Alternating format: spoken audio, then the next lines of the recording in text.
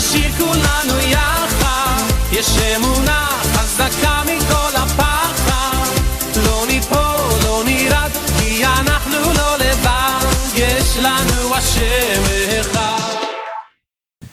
La versión 60, que es la que todos estamos familiarizados y toda la cristiandad está familiarizado, en el capítulo que usted leyó, ¿verdad? Versión 60, aparece ahí y le dice el Señor a Pedro: Pedro, a ti te doy las llaves del reino, y todo lo que atare en la tierra será atado en el cielo. Así es. Y todo lo que desatares en el cielo será desatado en la tierra. Es así, doctor, o me lo lee. ¿Estamos correctos? Sí. Ok. Lo repite nuevamente, versión 60 ahora. Miren qué es ese texto. Me imagino que la palabra atar y desatar es muy común en el mundo evangélico. En el mundo evangélico mucho se usa la palabra atar y desatar, o yo desato, yo ato. No sé si ustedes han oído también a algunos cantantes que hablan ahí de eso, ¿no? De atar y desatar. Dicen que ellos tienen autoridad porque Dios se la ha dado. Y mucho en el mundo evangélico se ha usado el atar y desatar como yo desato una casa, yo desato un carro, yo desato bendición. Ahora es la palabra decreto muy común, pero no han votado todavía la palabra desato también o ato. La palabra atar y desatar, a veces sin conocer el contexto, la gente viene y utiliza, ¿no? Como yo ato al diablo. Atar al diablo, se imaginaban de que si atás al demonio o atás al diablo, quiere decir que lo amarrás, lo encarcelás y ya Satanás no debería estar operando. Desde que lo están amarrando, imagínense desde cuánto tiempo, ¿no? Solo yo llevo 32 años de estar en la carrera, ¿se imaginan ustedes? Tienen que estar amarrados siempre. Y siempre se les desamarra, porque ahí toda la vida lo viven atando. Ato a Satanás, amarro a Satanás, ato a Satanás. Y el problema es que ahí nunca lo dejan bien amarrado porque siempre anda suelto. Ajá, ahora, fíjense bien, atar y desatar. Es importante cuando nosotros estamos frente a un texto bíblico, estamos obligados a interpretar el texto. ¿De qué está hablando el texto? ¿De qué nos habla? Porque la Iglesia Católica malinterpretó también ese texto del capítulo 16-19, cuando le dice Cristo a Pedro, a ti te doy las llaves del reino. Entonces, la Iglesia Católica dice que San Pedro es el primer papa. Sí, dicen que es el primer papa, pero también dicen que Pedro, allá en el cielo, actualmente, él es el que abre la puerta y él es el que la cierra. ¿Se imaginan ustedes? Hasta chistes han inventado de eso, pues, ¿no? Él es el que interroga. Primero pasas él primero te pasas a recepción y él determina si te abre la puerta o no. Ustedes han escuchado tantas cosas, ¿no? Y la Iglesia Católica lo tiene. En otra versión les dice también permitir. Ajá. O prohibir. O prohibir, cambia totalmente. Pero ahora agarré la 60 porque la palabra, ¿verdad?, que comúnmente manejan los evangélicos es atar y desatar. Cuando yo andaba comenzando, Francisco Solórzano se congregaba conmigo ahí donde Marenco, ahí también surgió Francisco Solórzano. Y entonces cuando yo lo veía predicar de atar y desatar, pues cuando uno es nuevo, se imaginan ustedes, es como el ciego, ¿no? Como el cipote, todo te llevas a la boca lo que te dan, ¿no? Y entonces yo miraba que él ataba y desataba. A veces iba al oriental y en el oriental viene, cuando le gustaba una camisa, él decía, eso la toca y dice, la desato. Y Dios se la va a enviar, dice. Y uno se las creía. El problema es que yo toqué un montón y nunca me llegaron. Y entonces ellos creían que era una palabra mágica, ¿no? Y todo el mundo la tomó así, como una palabra mágica, la palabra atar y desatar. Imagínense, cuando usted se va al contexto de ese pasaje, ¿de qué está hablando Cristo? ¿De qué es lo que está diciendo ahí a Pedro? Porque le está diciendo, todo lo que atare será atado, todo lo que desatare será desatado. Usted viene... Si tienen Biblia, por ejemplo, ustedes, en versión 60 o alguna otra versión, ustedes van a ver que ese versículo lo manda al pie de la página, un asterisco, una estrellita, y lo manda al pie de la página. Y al pie de la página, usted va a ver que lo manda, y me lo buscan a los que leí el texto, 20:23 de Juan, y lo envía también a Juan capítulo 18, y ustedes pueden leerlo. Pero primero quiero 20:23 de Juan, por favor. Miren qué interesante ese texto de Juan, por favor. Vamos a ver. Les perdonen los pecados, les quedarán perdonados. A quienes no se los perdonen, les quedarán sin perdonar. Oiga bien, mire qué interesante. Otro, ¿qué es lo que pasó con la Iglesia Católica? Agarró este pasaje y lo interpretó de otra manera, Lester. E inventaron los cajones viejos que le llaman confesionarios. donde el sacerdote se mete ahí, el católico, y entonces llega la gente a arrodillarse a contarle todos los pecados del sacerdote, y él decide si los perdona o no los perdona, ¿no? Él decide cuántas penitencias hace la gente, pues le da un 10 a María, cuántos Padre Nuestro, ¿no? Y también malinterpretaron el texto. Pero imagínense, cuando dice el texto ahí a Pedro el Señor, a ti te doy las llaves del reino, primero. Las llaves del reino, cuando nosotros vemos a Pedro, ¿en qué momento Pedro hace uso de esa llave? Y yo quiero explicar esto. A ti te doy la llave, tiene que ver con algo simbólico, estamos claros. Está representando algo. Es como cuando el alcalde de repente llega a cierta festividad, ¿no? Y la gente del pueblo quiere comprometer en Manisabel al alcalde. Y llegan entonces como un acto simbólico al alcalde, le llevan una gran llave y hecha con poroplá o con pleibo. Y le llevan la gran llave al alcalde. Pero detrás de la llave o encima de la llave ya lleva un nombre. El darle la llave, como está en público, el alcalde la agarra, Roger, ¿y qué pasa? Al agarrarla, entonces él es el patrón de la fiesta, por decir así, ¿no?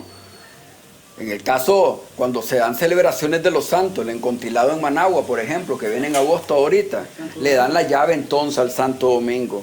Quiere decir que él, como le están dando la llave, él es el que hace la apertura de la fiesta, pero él que va a patronizar la alcaldía, la fiesta, ¿estamos claros?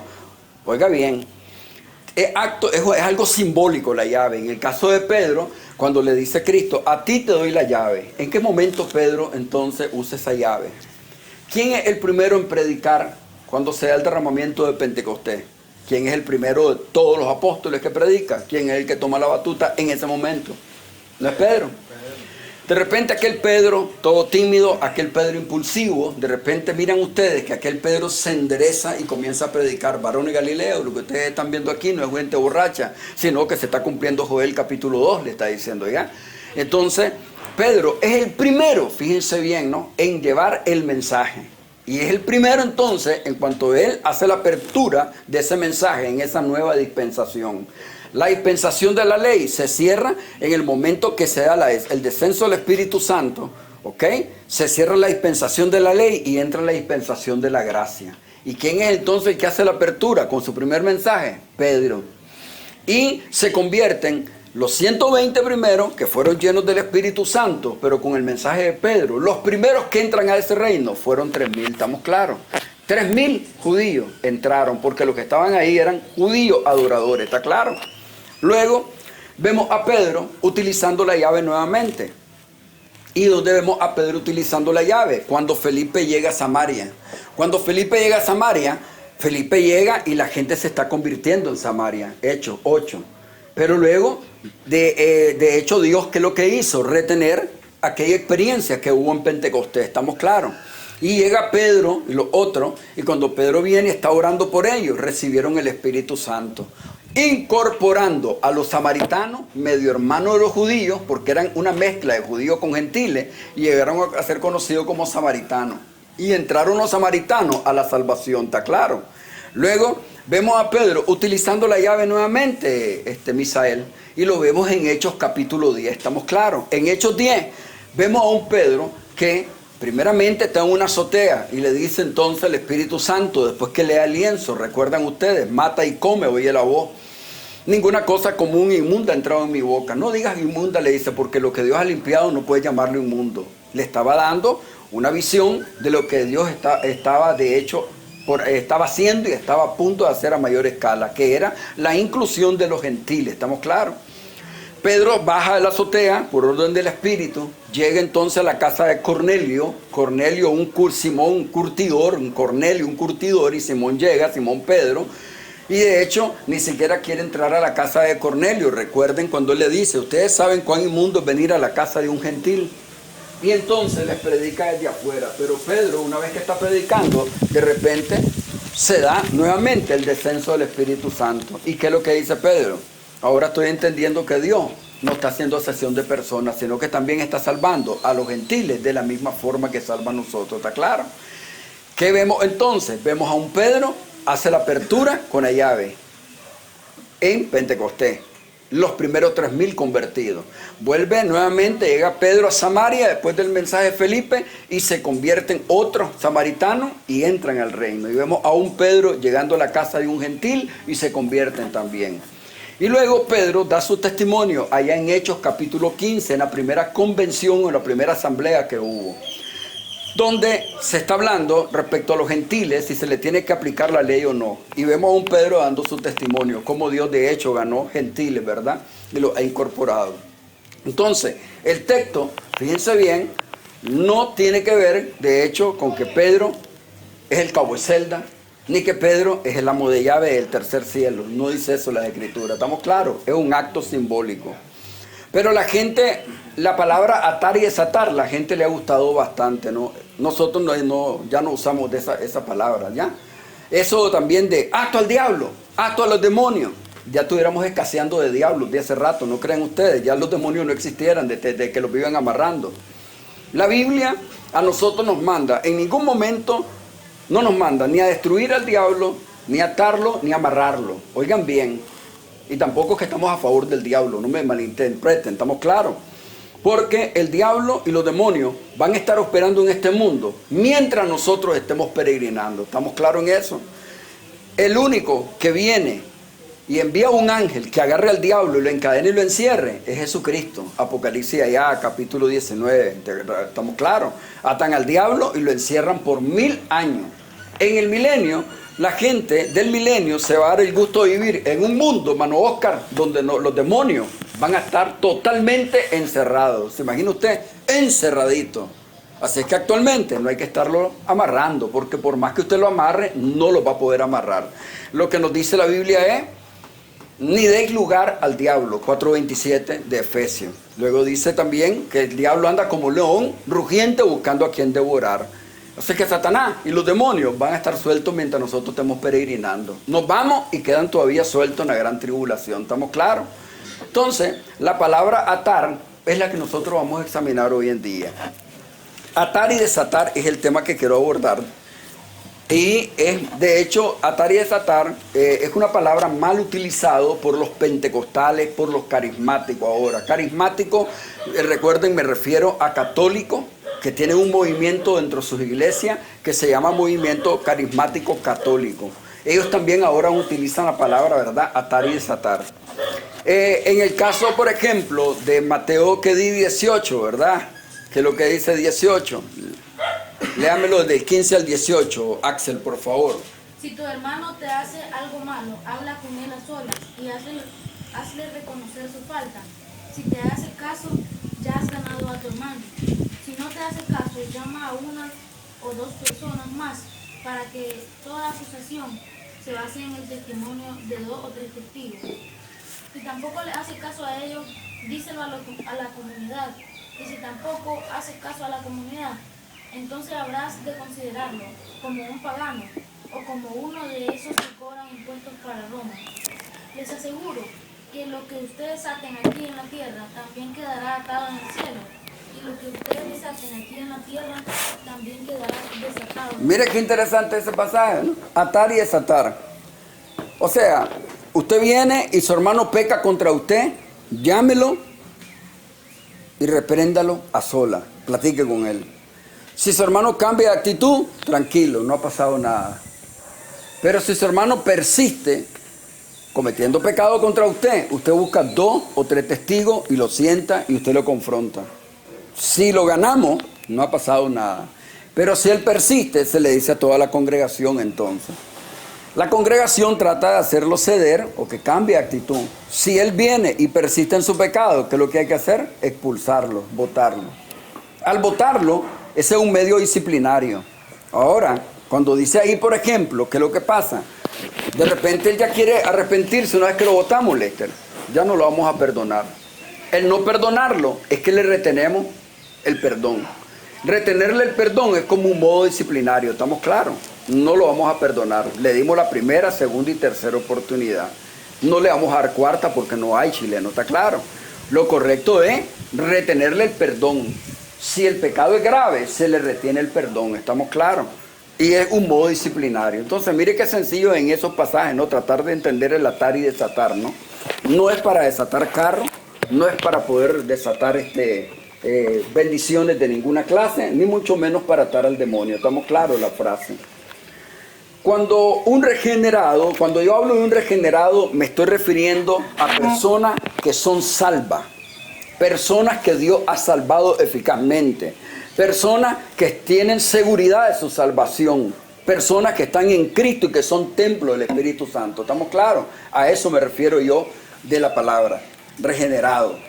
Cuando un regenerado se encuentra frente al texto bíblico, tiene una gran responsabilidad de transmitir lo más fiel que pueda en su idioma lo que quiso decir el autor. Es una tarea de mucho cuidado y dedicación. Uno de los grandes retos es usar la palabra más conveniente al texto, sobre todo cuando nos enfrentamos a palabras que son polisémicas, es decir, que tienen varios significados al mismo tiempo. Cuando hablamos de una palabra polisémica, es una palabra que tiene, Axel, un montón de significados. ¿Estamos claros? La palabra en el griego puede tener varios significados. Entonces, cuando uno está frente a una palabra que es bastante complicada, nosotros tenemos que examinarla y ver qué dice en el contexto que la estamos hallando. ¿Estamos claros? E interpretarla lo más fiel que podemos y lo más sencillo que podamos hacerlo también. Encontramos en el texto las palabras, por ejemplo, que leímos, atar y desatar. A partir de estas palabras se han desarrollado una serie de enseñanzas pentecostales que se han convertido hasta en doctrina. Por ejemplo, atar demonios, atar enemigos, atar deuda, atar al marido, atar a la esposa para que no sean infieles. Pero realmente este texto no se refiere a nada de eso. ¿Estamos claros?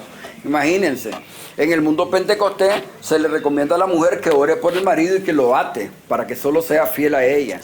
Eso es antibíblico, no tiene resultado. Por más que lo ate, eso no va a resultar, estamos claros. No es para eso que se usa la palabra. Todos los chamanes atan a los maridos. Es igualito, porque fíjate, mira, solo los brujos hacen eso, ¿no? Para eso la gente visita a los brujos, para amarrar a los maridos, ¿no? Pero ahora en el mundo evangélico hay sus brujos también, ¿no? Que te dan recomendaciones cómo atarlos, se imaginan ustedes, pero tampoco les da resultado. La palabra atar ha sido traducida de una palabra griega, y es la palabra deo. No sé si tienen algún texto griego que quieran buscar ustedes ahí, en el texto que leímos 16-19 de Mateo.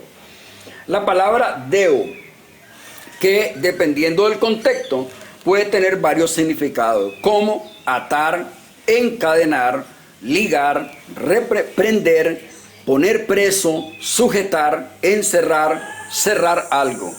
Ejemplo, en Mateo 13:30, átenlo, deo. Preso, deo. Marcos 15:7, ataron, deo. Juan 18:12, lo envolvieron, deo. Juan 19:40. Estar sujeto o la mujer estar sujeta es la palabra deo. ¿Estamos claros? Cuando dice la Biblia, la mujer está sujeta, allá en Romanos, por ejemplo, 7:2, la mujer está sujeta. ¿Quiere buscarme ese texto en versión 60, hermano Lester? No me preocupe la mujer, no voy a hablar de matrimonio de otro día, ¿verdad? Fíjense bien, miremos. 7:2, doctorazo.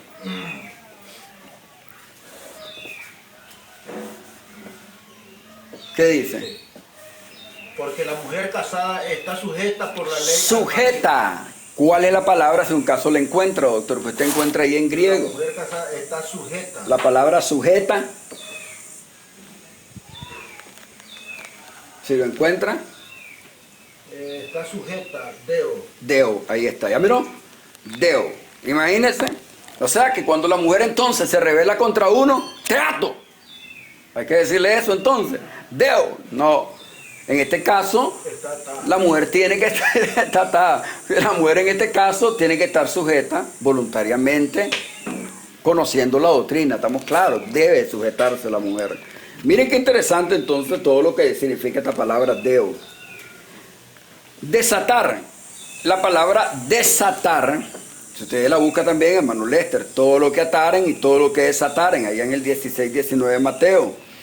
La palabra desatar en el griego es la palabra luo, L-U-O, luo. Tiene varios significados: aflojar, soltar, dejar libre, abrir, soltar de las cadenas, derribar, desatar, deshacer, destruir, quebrantar, quitar, soltar. Ejemplo, quebrantar, Lugo, Mateo 5:19. Desatar, Lugo, Juan 1:27. Destruyan, Lugo, Juan 2:19. Y terminar, Lugo, Hechos 13:43. Soltarlo, Lugo, Hechos 24:26. Todos estos pasajes donde estoy citando aparece la palabra atar y desatar. Fíjense bien, es importante que cuando uno usa una palabra, ¿verdad?, que es bíblica, es interesante ver el significado para ver si no estamos nosotros haciendo mal uso de la palabra. ¿Estamos claros? En el mundo evangélico, lamentablemente, esta palabra, desde que llega un evangélico, una persona nueva, y se convierte evangélico y oye esa palabra, comienza a hacer uso de esa palabra, ¿no? Ato, desato. No hay nada mágico en esa palabra, estamos claros, recuerden. Ahora que nos damos cuenta que tanto la palabra griega, deo, como lugo, tiene varios significados, es nuestra responsabilidad darle el mejor sentido a estas palabras. Para poderlo hacer hay que tener en cuenta el contexto del mismo texto. En Mateo 16:19, oiga bien, nuevamente me lo buscan en dos versiones, Nueva Traducción Viviente, Manuel Lester, 16:19 de Mateo, Nueva Traducción Viviente. Y te daré las llaves del reino del cielo. Todo lo que prohíbas en la tierra será prohibido en el cielo, y todo lo que permitas en la tierra será permitido en los cielos. Oiga bien, entonces, cuando se le dice a Pedro, te doy la llave, ya les puse el ejemplo, ¿no? Cuando llega un alcalde o llega el presidente, ya saben que, de hecho, a veces el alcalde, aunque no quiera Lester, el alcalde tiene que agarrar la llave y ya está amarrado el hombre, ¿estamos claros?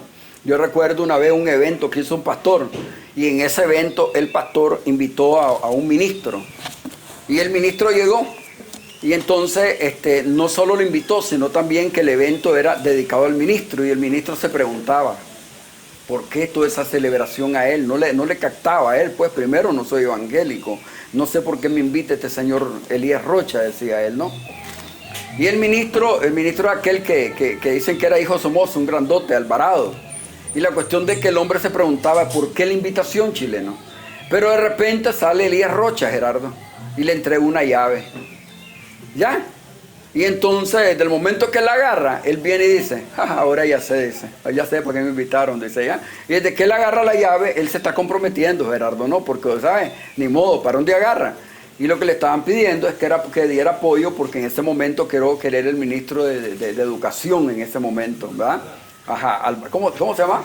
Exactamente. Entonces, tuvo el hombre que comprometerse para ayudar a este hombre, ¿no? Imagínense. Entonces, la llave es un acto simbólico, recuerden.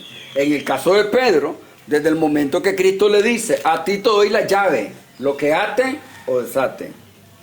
Claro, en el caso de Pedro, no quiere decir que, como él tiene la llave o se le está dando la autoridad, él puede hacer lo que le dé la gana, ¿estamos claros? De hecho, el hombre va a hacer lo que Dios manda, ¿no? Porque si hubiese sido de parte de Pedro, ¿ustedes creen que Pedro, si Dios no le ha abierto el entendimiento, no le envía, ¿ustedes creen que Pedro hubiera querido salvar a los gentiles? Nunca. Solo judíos nada más. Porque ustedes saben que Pedro llega, y Pedro todavía llega todo regañadiento, ¿no es así? Si hubiese sido de parte de Pedro, no le abre a los gentiles nunca la puerta, ¿ya? Entonces, solo piensen en eso. Miren, ¿qué pasa? La llave, entonces, tiene que ver con algo simbólico. ¿Estamos claros? Atar y desatar. Como es actual, hermano, aquí dice, a ti, Pedro, te daré autoridad en el reino de Dios. Exacto. Todas las cosas que tú prohíbas aquí en la tierra, desde el cielo, Dios las prohibirá. Ahí está. Las cosas que tú permitas, también Dios las permitirá. ¿Está viendo? Es Dios, ¿verdad? Entonces, esta gente, de hecho, se meneaba con precisión, ¿estamos claros? Es como cuando ustedes miran un Pablo predicando, creo que fue ante Félix o ante Festo, doctorazo. Y estaba aquel brujo, ante Agripa era. Y de repente aquel hombre le está estorbando, ¿y qué le dice Pablo? Oh, hijo del diablo. ¿Hasta cuándo vas a estar trastornando el camino del Señor? Quédate ciego por algún tiempo. Y ¡pum! El hombre se quedó ciego a lo inmediato. ¿Ya? Entonces miramos de que este hombre sabían cómo y cuándo usar la llave. ¿Estamos claros? En el caso de Pablo, imagínense, a lo inmediato. Intente usted Hoy en día nosotros, por ejemplo, cuando nos toca hacer apología con alguien que no cree en la doctrina, ¿se imaginan ustedes? Quisiéramos estar en ese tiempo de la dispensación de la iglesia pre-nuevo testamentaria. Que ya saben que la iglesia pre-nuevo testamentaria es la iglesia que no tenía los 27 libros del Nuevo Testamento. Cuando la iglesia no tenía los 27 libros del Nuevo Testamento, entonces los apóstoles, el poder de Dios se manifestaba a través de ellos. ¿Está claro? Entonces, hoy en día, si nosotros quisiéramos silenciar a alguien y dejarlo ciego, sería buenísimo, ¿no creen ustedes? Porque imagínense que nos encontremos con alguien que no cree en la doctrina y a la orega que estemos haciendo apología, hermano Oscar, con él y le digamos, ¡quédate ciego! Le garantizo que toda la congregación de él se va a venir con nosotros en carrera. Van a decir que no. Sería buenísimo, pero no estamos hoy en esa dispensación de la iglesia pre-nuevo testamentaria. Bar Jesús. Bar Jesús, correcto, ahí es doctorazo, ¿verdad?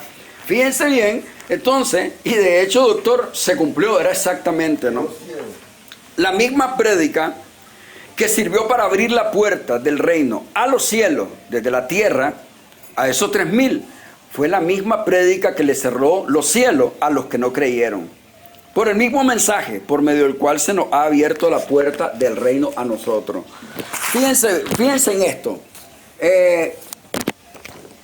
Nosotros cuando predicamos, sin necesidad de decirle a la gente, te condeno o te ato, ¿no? Dios es el que se viene encargando de todo eso en la marcha. ¿Estamos claros?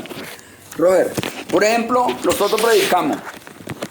El que cree, tremendo, ¿no? Porque entonces nosotros le hemos hecho la apertura al reino, ¿estamos claros? O al cuerpo de Cristo, que es la iglesia. Desde el momento que le predicamos y crea la doctrina, está entrando a la iglesia.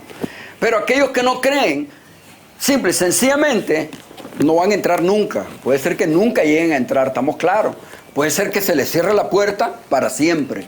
Y la doctrina o la enseñanza les queda como una sentencia. ¿Estamos claros en eso? Búsquenme 2 Corintios, por favor, 2. Verso 14 hasta 16.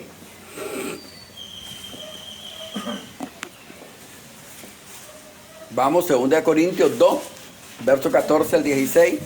Así que gracias a Dios, quien nos ha hecho sus cautivos y siempre nos lleva en triunfo en desfile victorioso de Cristo. Ahora nos usa para difundir el conocimiento de Cristo por todas partes como un fragante perfume. Nuestras vidas son la fragancia de Cristo que sube hasta Dios, pero esta fragancia se percibe de una manera diferente por los que se salvan y los que se pierden. Para los que se pierden somos un espantoso olor de muerte y condenación, pero para aquellos que se salvan somos un perfume que da vida. ¿Y quién es la persona adecuada para semejante tarea? Ok, fíjense bien. La misma llave que abre las puertas del reino es la misma que se encarga de cerrarlas. En otras palabras, el mismo mensaje que predicó Pedro le abrió la puerta, ¿cuánto? A 3,000. Pero habían casi 1,000,000 de personas. La puerta se le cerró al resto, que no entraron. ¿Estamos claros? El mismo mensaje que nosotros predicamos le abre la puerta a la gente que Dios toca y que logra despertar para que entren a la iglesia, al cuerpo de Cristo. Pero ese mismo mensaje, que si le causa a ellos repugnancia o no les gusta, ese mensaje les queda entonces encerrado y les queda como una sentencia. ¿Está claro? Amén. Eso tiene que ver con la llave. Fíjense bien. Por tanto, hermano, la llave, en ese contexto de la llave, hermano, en ese contexto de la llave, fíjense bien, que es sencillo de entender esto, ¿no? Desde el punto de vista bíblico.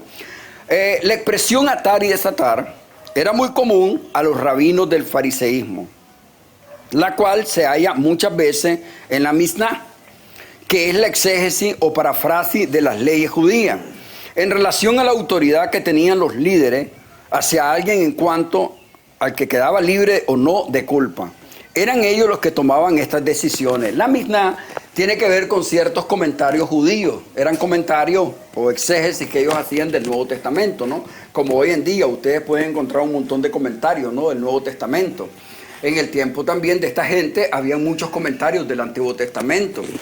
Por ejemplo, en el caso de un judío, normalmente él podía decir ato, o sea, ato O desato, como un juez. De repente un juez puede decir, se sobresee. Te están acusando de un crimen, pero el juez dice, se sobresee a Eric, definitivamente. La palabra técnica, tal vez Eric no le entiende en el momento, pero el abogado viene y le dice, Eric, estás libre, saliste inocente, ¿ya? Eso es lo que significa. Cuando entonces el rabino usaba ato, una sentencia, o desato, era parte entonces de una liberación, ¿está claro? Entonces, los rabinos también tenían varias costumbres. Normalmente tenían una pana con agua. Cuando terminaban de predicar un mensaje, el rabino viene y lo agarraba el agua y se lavaba las manos. El lavarse las manos lo que está diciendo es, libre soy de la sangre de ustedes. Yo ya les prediqué, ¿está claro? Tal vez recuerdan ustedes el acto de Pilato, ¿no? Es muy común también en la gente cuando dice, te lavas las manos como Pilato, ¿no? En el caso de Pilato, cuando se lava las manos, de hecho, Pilato quiso salvar a Jesús, por decirlo así, que no fuera la muerte, porque no encontraba ninguna culpabilidad en él. Pero ¿qué pasa? Como la insistencia de la gente, de los fariseos, lo puso entre la espada y la pared, él vio que no podía entonces liberar a Cristo, ¿está claro? Entonces él viene, se lava las manos, una costumbre judía, le dio con su propia medicina, se lavó las manos. Como quien dice, yo soy libre de la sangre de este hombre. Yo hice lo que pude, pero tampoco se liberó, estamos claros. También tiene culpa, ¿ya? Cristo se lo dijo, ¿no? Los que me entregaron tienen más culpa que vos, le dice. Pero no creas que te vas a escapar, le dice, ¿no? Son más culpables ellos, sí, los que te entregaron, los que me entregaron, le dice. Entonces, miren bien todas esas costumbres que ellos tenían. Entonces, como te doy la llave, imagínate, hermano Lester, como que de repente Pedro, entonces se hubiera puesto a preguntarle, ¿no? Señor, ¿y qué es eso de la llave? No miramos a Pedro que andaba molestando a Cristo preguntándole, ¿y qué es eso de la llave? Dame lo de la llave, lo de la llave. No lo vemos a Pedro, porque Pedro captó, él entendió. Cuando no entendían, ellos le preguntaban. Exactamente. En el caso de Marcos 4, allá donde aparece, hasta que le preguntan, ¿qué quisiste decir con esa palabra? Con esa palabra, correcto. Sí. Y en el caso de esto, Pedro captó pues rápidamente, ¿no? Entonces, vemos que esto de atar y desatar, lamentablemente, en el mundo evangélico, por más que usen esta palabra, no va a tener ningún efecto. Una vaga ahí que se llama, que canta algo respecto a ella, el diablo te va a devolver lo que te robó y no sé qué, que esto y lo otro. Bueno, Javier es el que la conoce mejor a esa mujer, ahí el nombre. La cuestión de que esa mujer, por ejemplo, tiene varios cantos donde habla solo de eso, nada más, atar y desatar. Los pastores pentecostales siguen usando también esa palabra. Recuerden que esa palabra no es una palabra de encantamiento, no es de hechizo, no es de brujería, ¿estamos claros? Y por más que la usen, no va a suceder absolutamente nada. La expresión atar y desatar era muy común entonces en los rabinos, recuerden, de los tiempos de Jesús. En hebreo, la palabra atar es la palabra azar. Es la expresión para dejar a alguien preso, bajo llave. La palabra desatar era la palabra hebrea natar. Es la que se usaba para dejar libre o suelto a esas personas. Palabra azar o natar eran usadas en la sinagoga para admitir o rechazar en la comunidad. También eran las palabras técnicas que se usaban para expresar la autoridad de las profecías. Y era la autoridad que alguien tenía para enseñar como rabino ordenado. Imagínate, normalmente en la sinagoga no eran templos grandes las sinagogas, porque los arqueólogos han encontrado sinagogas que existían de aquel tiempo. Y de hecho las sinagogas eran pequeñas, donde alcanzaban máximo unas 15 personas, no era mucho lo que alcanzaban. Un rabino, por ejemplo, no comenzaba su reunión si no habían 12 personas. Tenían que haber 12 exactamente. O sea, si llegaban 10, no había reunión entonces. Si habían 11, con el rabino era 12, no había reunión. Él no se metía en los 12. Entonces el rabino viene y Gerardo esperaba, ¿no? Normal, había un tiempo. Y luego chilenos que contaba y llegaban 10, llegaban 11, pero no llegaba el número 12, ¿verdad? Entonces, ¿qué es lo que hacía el rabino? Ato. Ya todo el mundo solo se levantaba y se iba. ¿Estamos claros? Como quien dice, no hay reunión hoy. ¿Estamos claros? Entonces, ¿te imaginas? O sea, y ahí llegaban 11, no había prédica ese día. ¿Te puedes imaginar? Era parte de lo que ellos habían establecido. Así es que ya saben, ¿verdad? Cuando diga ato, no hay enseñanza ese día.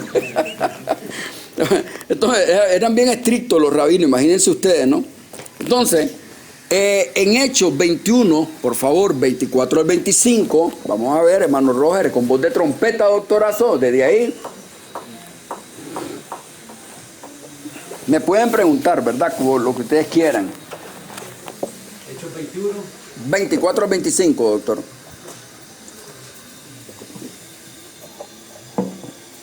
Hermano, Dígame. ¿usted quiere decir que el liderazgo de la iglesia quedó en Pedro, Juan. No, bueno, sí, en este caso, cuando Pedro viene y Cristo le dice ya una vez que resucita, ¿no? ¿Verdad? Ve, y lo hizo confesar 3 veces, ¿no? Y luego le dice, ve y pastorea mi oveja, cuida mi oveja. Se dice que Pedro era una de las pilares principales de la iglesia. Luego llegó también, como dice Pablo, que era Pedro, Jacobo y Juan, las 3 columnas de la iglesia, pero siempre va encabezando Pedro, Jacobo y Juan. Pedro entonces, de hecho, era una de las columnas principales. Eso lo estableció Cristo, ¿verdad? La iglesia católica, por eso es que dicen que el primer papa fue Pedro, pero no está registrado eso, ni siquiera llegó a Roma, Pedro nunca, estamos claros. Pablo sí fue a Roma, Pedro nunca fue a Roma, ¿ya? ¿Ve? Entonces, más que todo por mandato divino. También por el año. Ajá, es así. Muchos años. Exacto. La Iglesia Católica, después de la muerte de Jesucristo, 300 años. Exacto, sí, sí. Pedro tenía que tener como 360 años. Sí, y nada que ver todavía, correcto. Entonces, léame el pasaje, por favor, hermano Robert.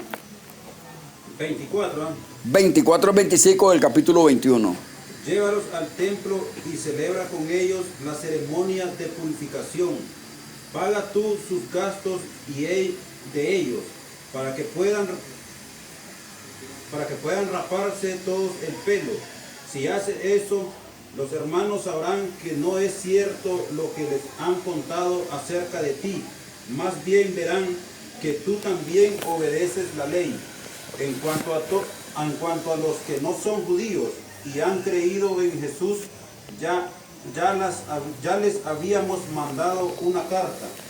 En ella les hicimos saber que no deben comer carne de animales que se hayan sacrificado a los ídolos, ni sangre, ni carne de animales que todavía están sangriadientes.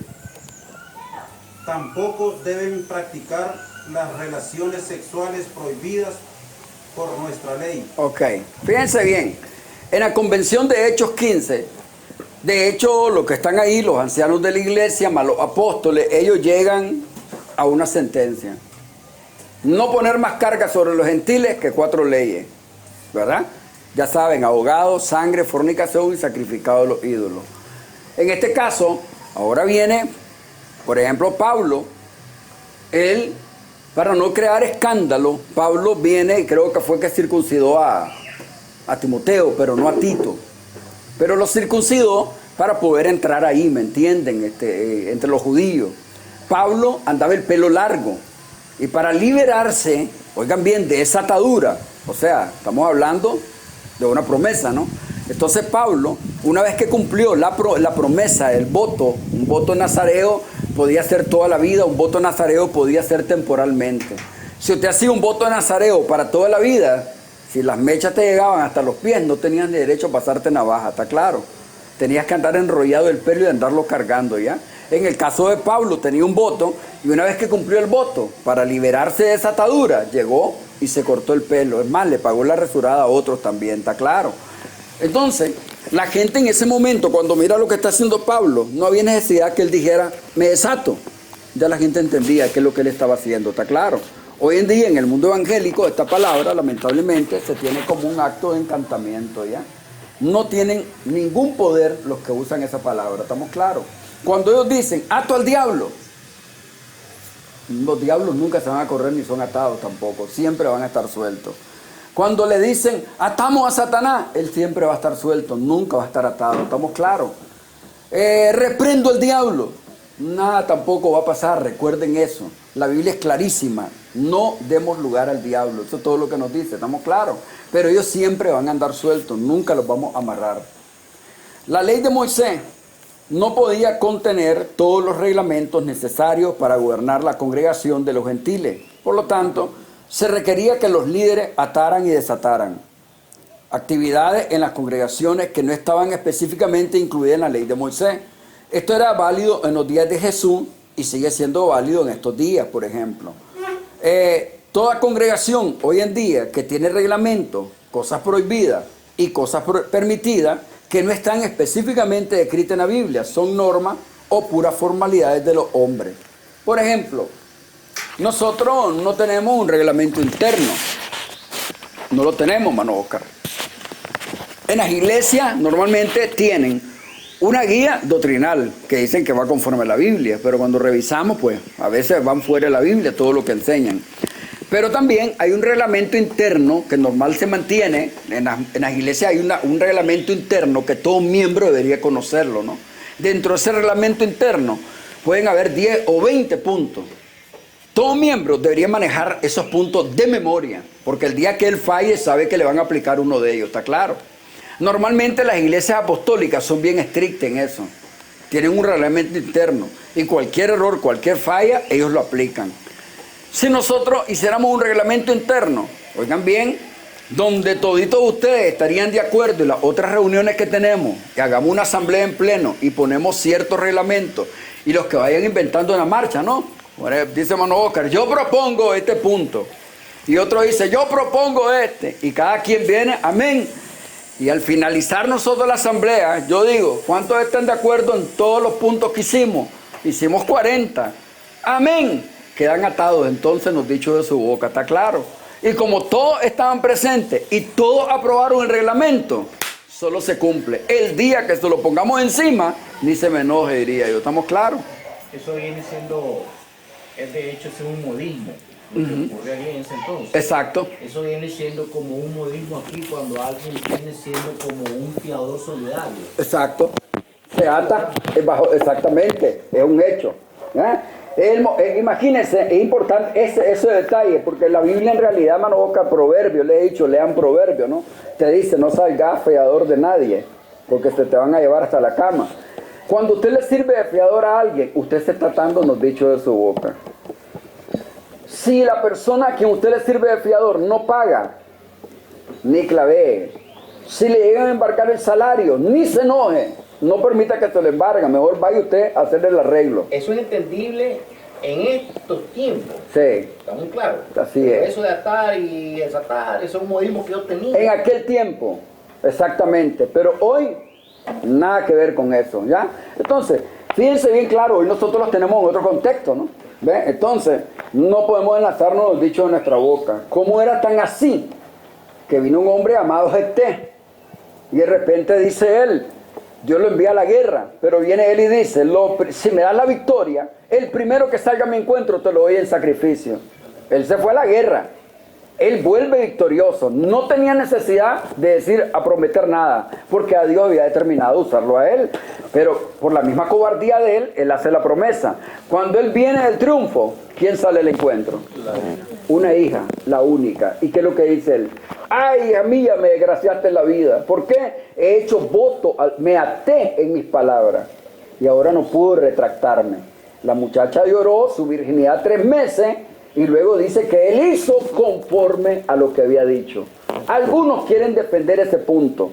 Por más que lo defiendan, si usted busca el contexto histórico o gramatical del pasaje, él dijo, quien salga a mi encuentro te lo doy en holocausto. Así es, hermana Elsa. Amén. Holocausto. Usted ha leído esa parte, ¿verdad? Holocausto. ¿Qué cosa es? Sacrificar, degollar.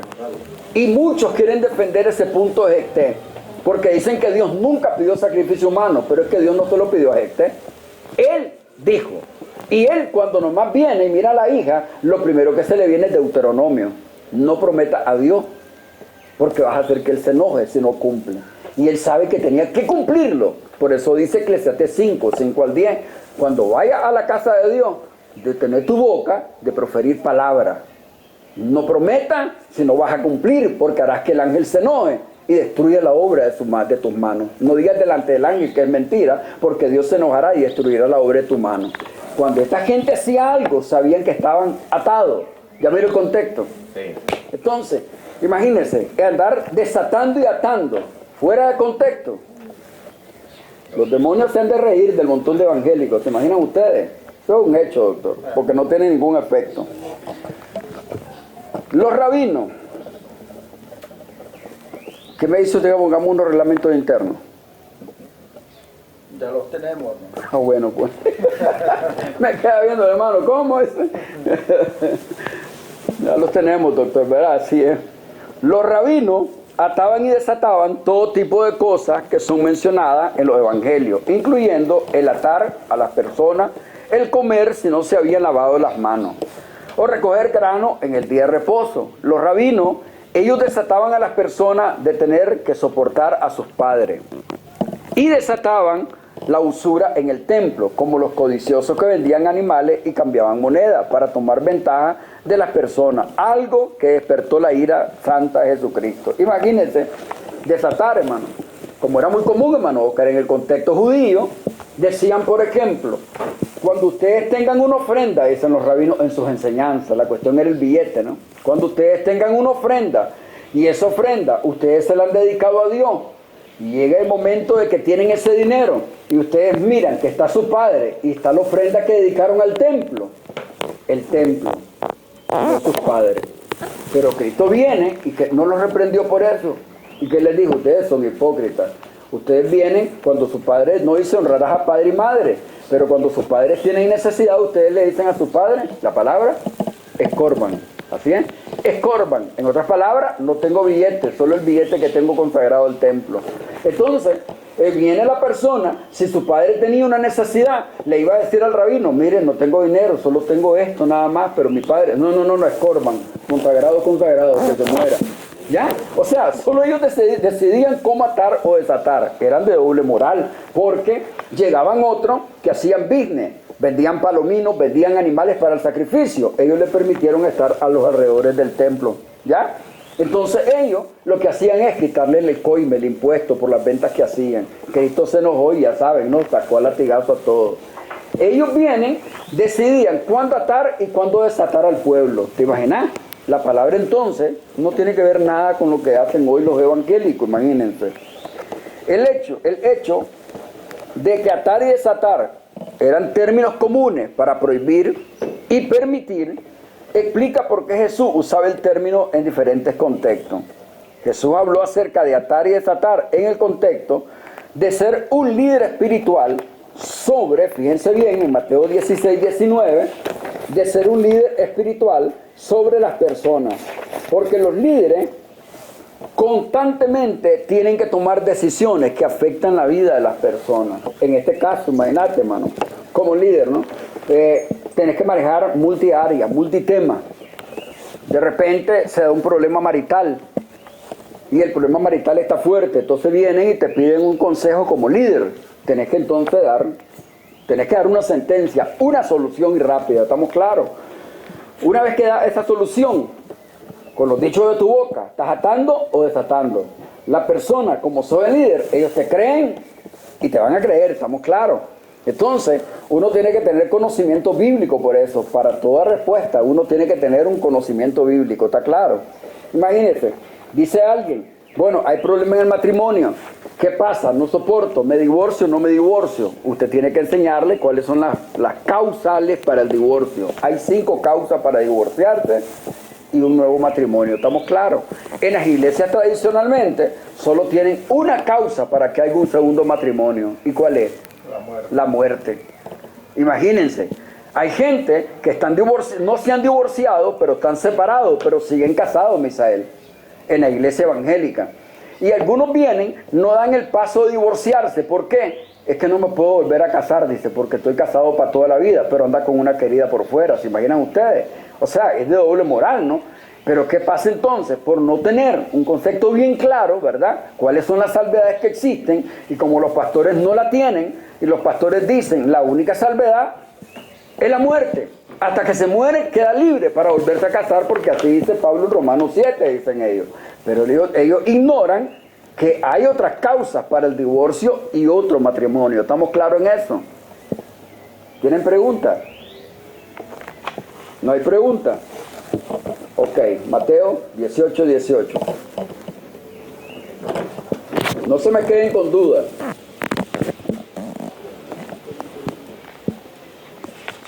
Mateo 18, 18. De nuevo. Les aseguro que lo que ustedes aten aquí en la tierra también quedará atado en el cielo. Y lo que ustedes desaten aquí en la tierra también quedará desatado en el cielo. Ok. A ver, hermano Lester, otra versión. Les digo la verdad, todo lo que prohíban en la tierra será prohibido en el cielo, y todo lo que permitan en la tierra será permitido en los cielos. Ok, miren bien. En Mateo 18, 18, Jesús habló acerca de atar y desatar en el contexto de perdonar a alguien que ha pecado contra usted, pero no lo admite. Hermano, si usted considera que alguien ha pecado contra usted, lo correcto, como una forma disciplinaria, usted tiene, de hecho, si la persona no reconoce que ha pecado contra usted, que ha fallado contra usted, que le ha hecho un daño a usted, si es un hermano en Cristo o una esposa, ¿qué es lo que tiene que hacer entonces? Si no lo reconoce, la ata. Atarlo. ¿Qué atarlo? Usted le retiene el perdón, estamos claros, como un modo disciplinario. Eso de hecho se tendría que hacer. En las mismas amistades, si hay alguien que le ha hecho un daño y no reconoce, por más que usted se lo hace ver, pero no lo reconoce, ya usted ya sabe, los que han escuchado el tema y los que lo escuchan aquí también, ya sabe, usted solo le dice sin palabras, hermano Oscar, no, te ato, eso es todo. Te ato en el nombre de Jesús. Eso es todo. ¿Te ato qué? No te voy a perdonar. Hasta que reconozca tu error, hasta que reconozca que ha fallado. Eso es lo que se debería de hacer, estamos claros.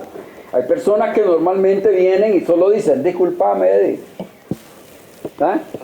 No, ese, dale, ya, después tranquilo. Con tal de llevar la fiesta en paz, todo pasas por alto, sacrificar la justicia. Y no debería ser así. Si alguien se acerca, Eric, y te dice, discúlpame, hay que entrar en la confrontación. ¿Estamos claros? Usted tiene que preguntar, ¿de qué te voy a disculpar? No, hombre, la otra vez, no, ¿qué? Con nombre y apellido. No tocamos el tema. Estás atada todavía. O estás atado todavía. No, Pero... y otro hermano que solo llegan ahí medio suavizando la situación, hablando de otras cosas para que medio... Ajá, exactamente. Verás, para buscar cómo entablar otras relaciones de confianza, sí. Correcto. No Y se que puede. tengan el valor de el valor de decir... Hay que enfrentar, doctor. La confrontación se tiene que dar obligatoriamente. Por eso dice, si tu hermano peca contra ti, ve y repréndele a solas. La confrontación. Así que ya saben, atar.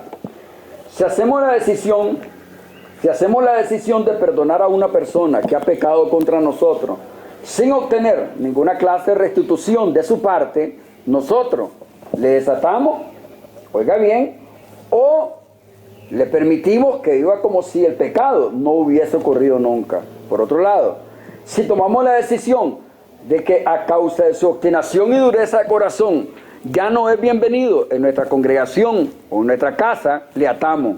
Le prohibimos que continúe su visita o frecuentándonos. ¿Estamos claros? Eso es lo que está diciendo el texto. Eso es atar o desatar, retener el pecado. No todos tenemos la valentía o no todos tenemos el carácter como de confrontar. Hay algunos que sí tenemos carácter para confrontar, no tenemos pelo en la lengua. ¿Cuántos levantan la mano aquí que no tienen pelo en la lengua? Alex, ¿usted confronta? Tengo mis pelitos. O confronta, doctor. Usted, hermano Oscar, confronta, hermano.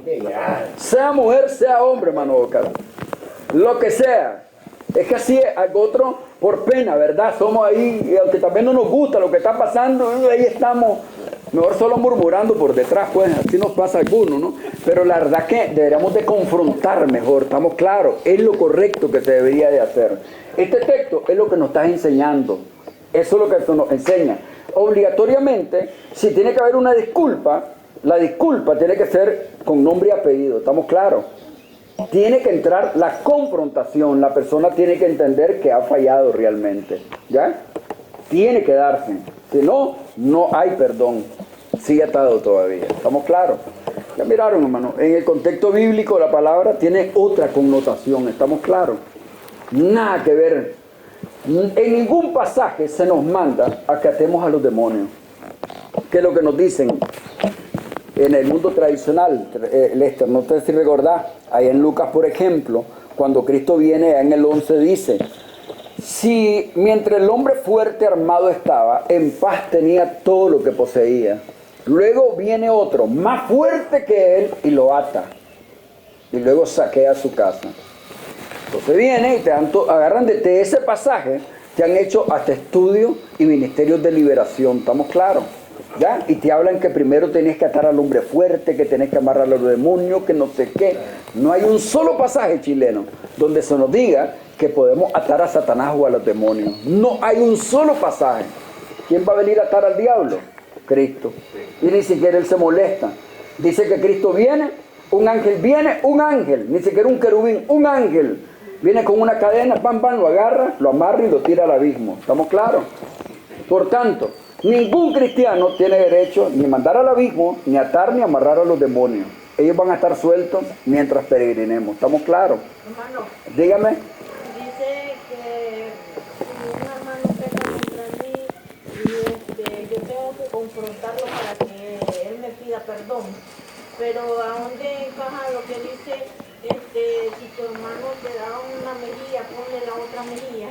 Ah, bueno, tendríamos que ver entonces los dos textos en su contexto, hermana, ¿verdad? En el primero, fíjese bien, en el caso de Mateo 18, 15 al 18, se nos manda que si peca, a solas primero, no hace caso y persiste en boca de 2 o 3 testigos, no hace caso y persiste en la congregación en pleno, no hace caso y persiste, se le vota. En el caso del otro, si vemos el contexto cultural, la realidad que ahí más bien se nos está mandando a acalorar más el asunto, hermana. ¿Por qué? En el contexto judío, sin palabras se podía ofender a alguien. Si un judío como un musulmán, yo no sé si lo dije aquí una vez, los judíos como los musulmanes, para ellos la mano izquierda es la mano inmunda. Es más, si el hombre Gerardo es zurdo, él no podría, te imaginas, no se le dispensa por ser zurdo, ¿ya? Sigue siendo la mano inmunda. Normalmente, entonces, como es la mano inmunda, no pueden tomar ningún alimento con la mano inmunda. Cuestión de cultura, ¿no? Entonces, viene y cuando alguien le sigue una ofensa, entonces si usted viene y le da una cachetada con la derecha, él le ponía la otra mejilla. Al ponerle la otra mejilla, no es que se le iba a dar de revés. Le estaba diciendo inmundo, con sola esa expresión. O sea que en vez de suavizar la situación, la está empeorando, ¿estamos claros? Decirle a un judío inmundo, claro, en este contexto de nosotros, si alguien le da a usted en la mejilla, usted le pondría la otra. Le pondría la otra morada, seguro, pero no le va a poner la mejilla fácil. Eso no lo creo. Ah, Gerardo.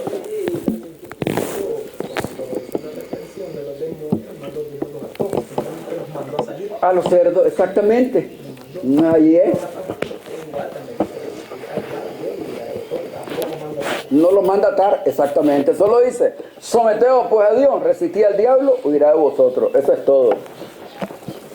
En el caso de Cristo, ¿verdad, Gerardo? Cuando viene y le dicen, Jesús, Hijo del Altísimo, ¿verdad? No nos mande al abismo. Y les permitió entrar a la manada de 2000 cerdos.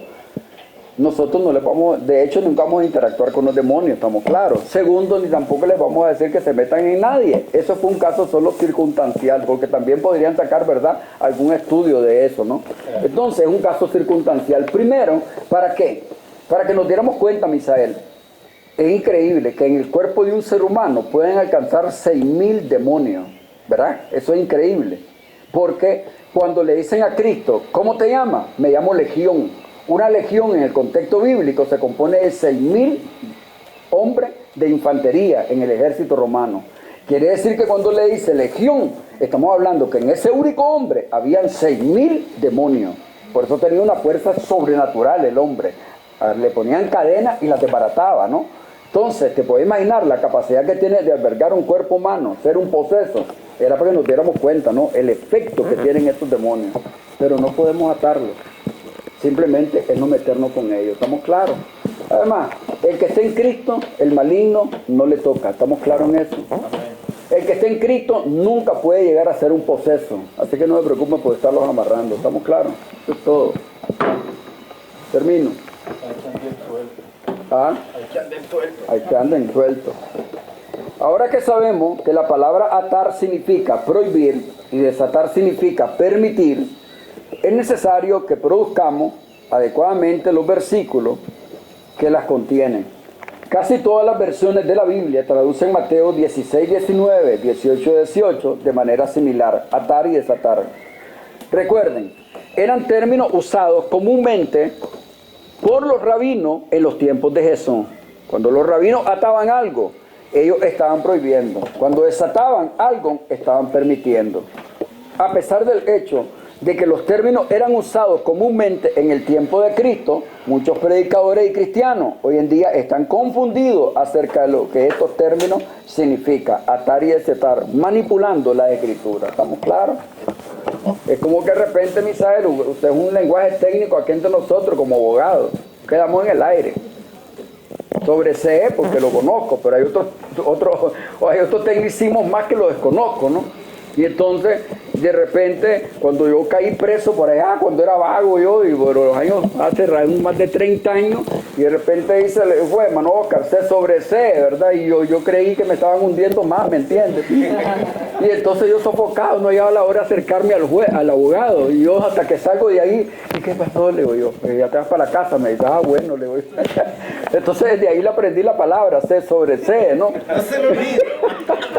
Para mí yo creí que me estaba mandando más profundo, ¿no? Pero no, entonces es lo mismo. Fíjense bien, la palabra atar y desatar. Cuando usted encuentra a un evangélico, te ato, usted tiene que aclararle, ¿estamos claros? ¿Qué es lo que significa esa palabra? Y que los diablos, hasta el día de hoy, siguen sueltos. Y seguirán sueltos hasta que venga Jesucristo. Amén. ¿Tienen preguntas? Vamos. Dígame. Ahí de atar y desatar, usted habló de Mateo. Sí. Está en los judíos. Ajá. Y en los también recae en el pueblo gentil. Ya, en el caso de nosotros no, más que en el contexto que lo expliqué, ¿verdad? Como en el caso de Mateo, cuando dice, si tu hermano peca contra ti, ve y llámale a sola. ¿Verdad? Si usted tiene un problema con alguien, usted llámelo a sola, trate de enderezar el problema, ¿no? El plan de enderezar el problema es que la persona reconozca que a usted lo ha dañado. Si reconoce, ya se ganó su hermano. Pero él persiste todavía, obstinado, ya llama en boca de 2 o 3 testigos y entra a la confrontación. Si él cambia, perdón, no hay problema. Pero él persiste, si es cristiano, se le dice a la asamblea en pleno. No por quemarlo, sino para que la congregación le ayude a buscar cómo rectificar. Si él persiste, se le vota y se le tiene por gentil, ¿estamos claros? O sea, en este caso, tenerle por gentil es, se le remueve la congregación como un modo disciplinario, no brega con nosotros. En este caso, corporativamente, hermano Oscar, todititos tendríamos que estar de acuerdo. En este caso, se le aplica la ley del hielo. Usted se lo encuentra, hermano Oscar. ¿Qué pasó, mi hermano? No le habla. Usted se lo encuentra, hermano Roger. ¿Qué pasó, mi hermano? No le habla. O sea, como estamos en una asamblea de pleno, quiere decir que le aplicamos la ley del hielo como medio disciplinario. ¿Estamos claros? ¿Para qué? Para que se arrepienta. Para es así. los hermanos de Cristo, sí. Para los hermanos de Para Cristo. los de afuera, Nada que ver. hay que cambiarse, hermano. Sí, ahí los de afuera hay que cambiarse. Sí. Sí. Hermano, Ajá. como Fredito. Ajá. Fredito no aplicó la ley del hielo. En el caso de él, no aplicó la ley del hielo a nosotros. Correcto. Pero no hablan de... Si no lo habla, sino más bien busca cómo esquivarlo para no encontrarse con uno. Sí. Aquí es al revés. Ellos se aplican la ley del hielo. Así es, doctorazo. ¿Ven? Ahí es, mi hermano. ¿Tienen preguntas, muchachos? Quedamos claros, ¿verdad?